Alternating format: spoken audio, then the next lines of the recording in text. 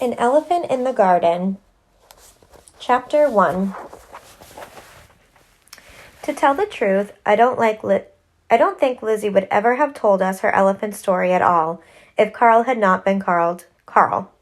Maybe I'd better explain. I'm a nurse. I was working part-time in an old people's nursing home just down the road from where we live. It was part-time because I wanted to be home for Carl, my 9-year-old son. There was just the two of us, so I needed to be there to see him off to school and be there for him when he got back. But sometimes, on weekends, they asked me to do overtime.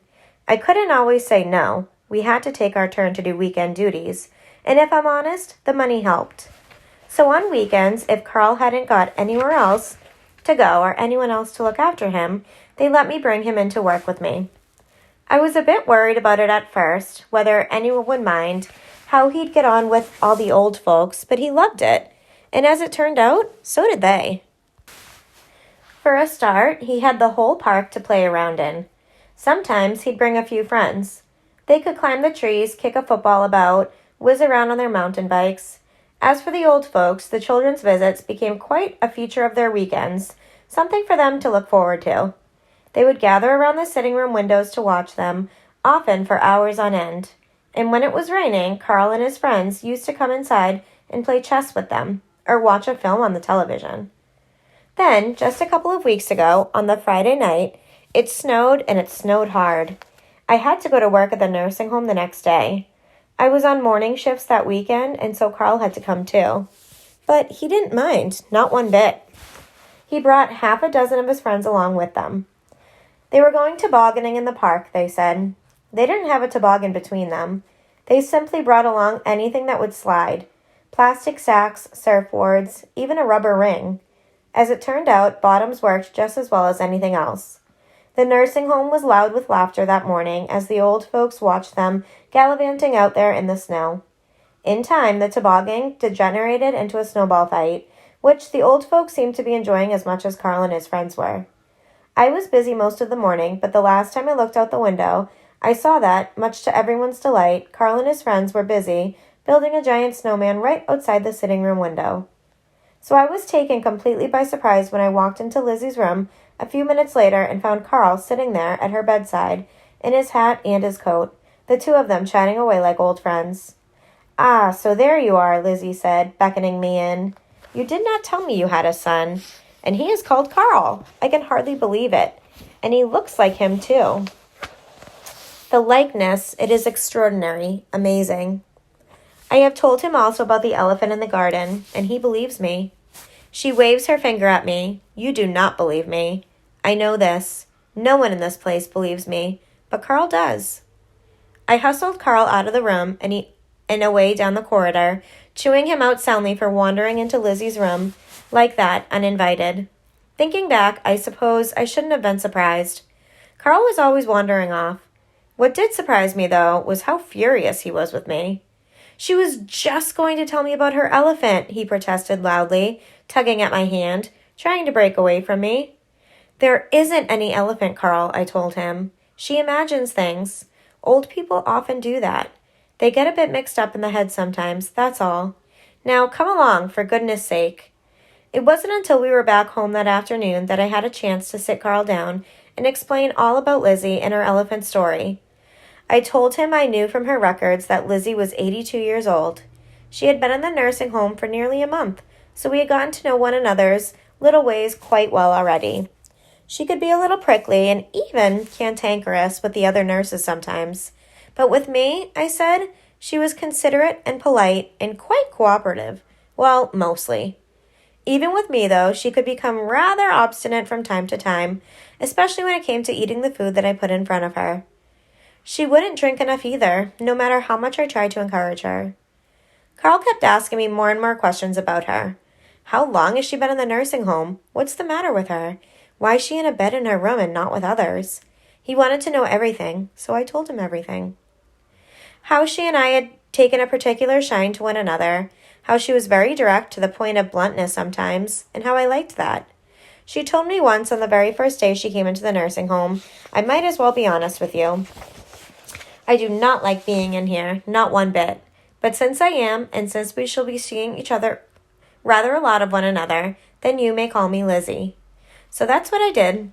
To all the other nurses, she was Elizabeth, but to me, she was Lizzie. She slept a lot, listened to the radio, and she read books, lots of books. She didn't like to be interrupted when she was reading, even when I had to give her some medication. She especially loved detective stories.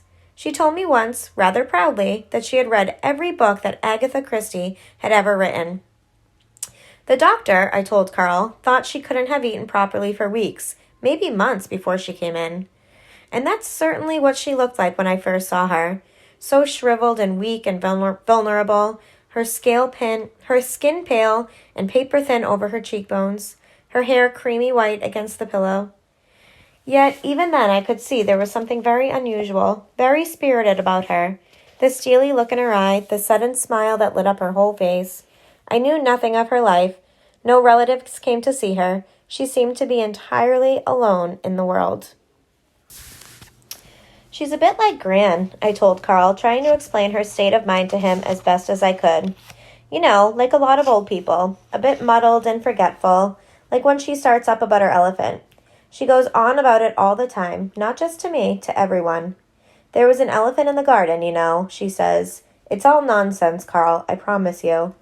You don't know, Carl said, still angry at me. And anyway, I don't care what you say.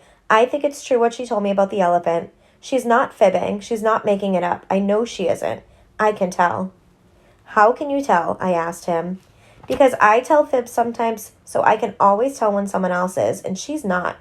And she's not muddled either, like Gran is. If she says she has an elephant in her garden, then she did.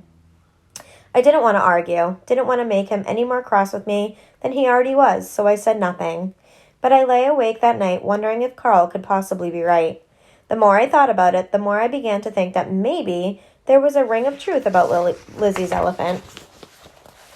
The next morning at work, with Carl and his friends cavorting about in the snow, I was sorely tempted to go in and ask Lizzie about her elephant, but it never seemed to be the right moment. It was best not to probe, not to intrude, I thought.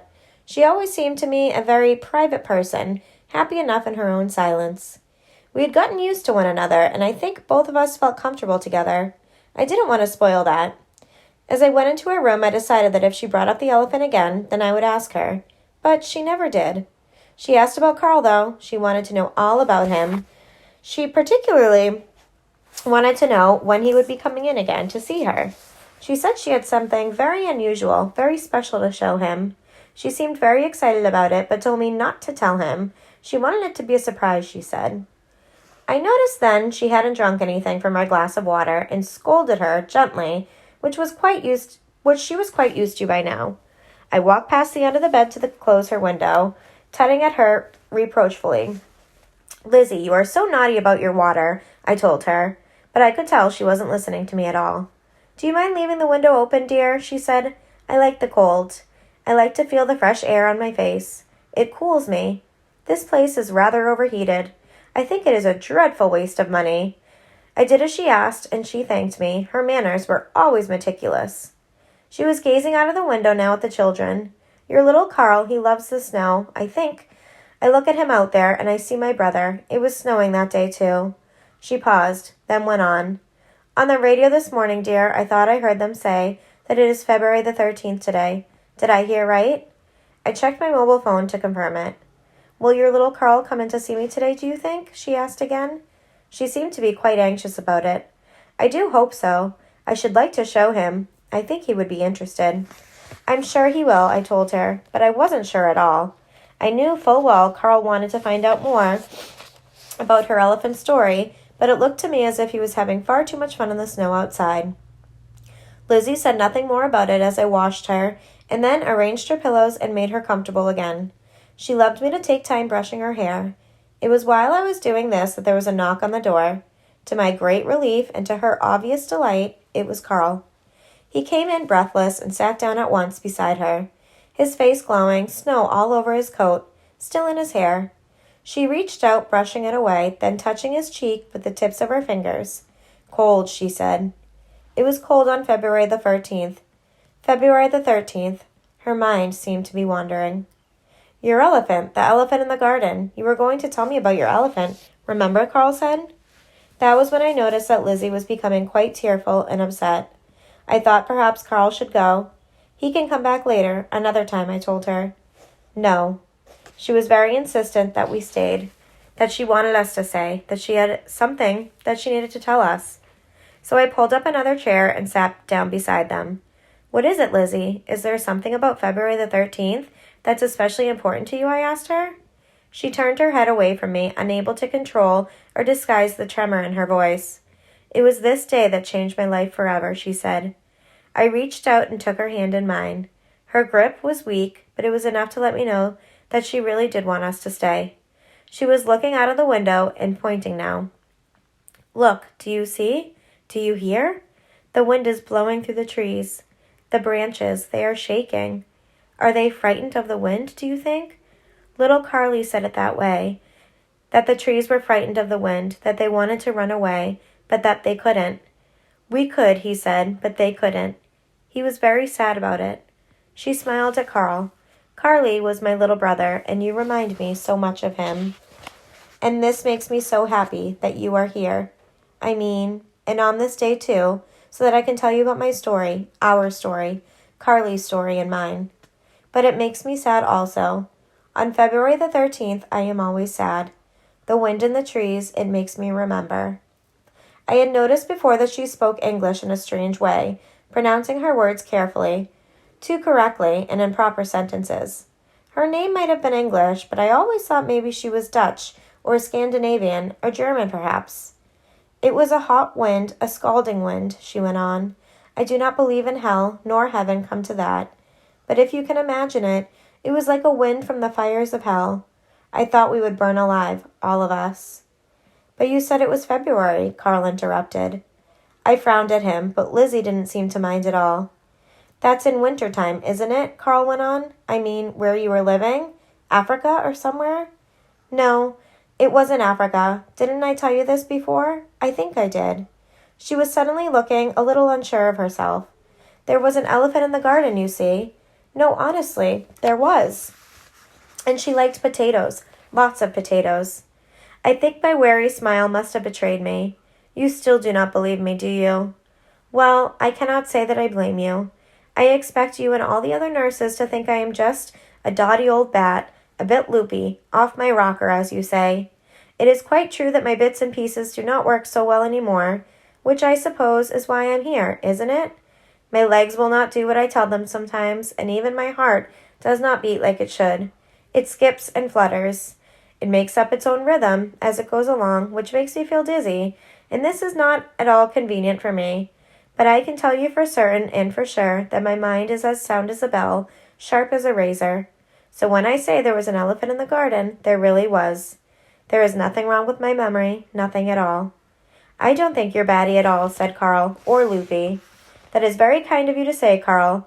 You and I shall be good friends, but I have to admit that when I come to think of it, I cannot remember much about yesterday, nor even what I had for breakfast this morning, but I promise you I can remember just how it was when I was young. I remember the important things, the things that matter. It is as if I wrote them down in my mind so that I should not forget. So I remember very well, it was on the evening of my 16th birthday, that I looked out the window and saw her. At first, she just looked like a big dark shadow, but then the shadow moved, and I looked again. There was no doubt about it. She was an elephant, quite definitely an elephant. I did not know it at the time, of course, but this elephant in our garden was going to change my life forever, change all of our lives in my family.